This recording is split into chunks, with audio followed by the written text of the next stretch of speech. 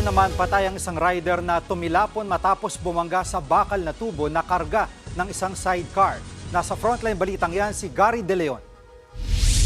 Dahan-dahan ang pagliko ng sidecar na ito sa Barangay 6, Poblasyon Tigbawan, Iloilo. May karga itong bakal na tubo, umabante ang sidecar. Sakto naman dumanong maharurot na motorsiklo hanggang sa nasapul ng metal pipe ang leeg ng rider. Sa lakas ng impact, tumilapon ang rider. Sinugod ang biktima sa ospital pero binawian ang buhay.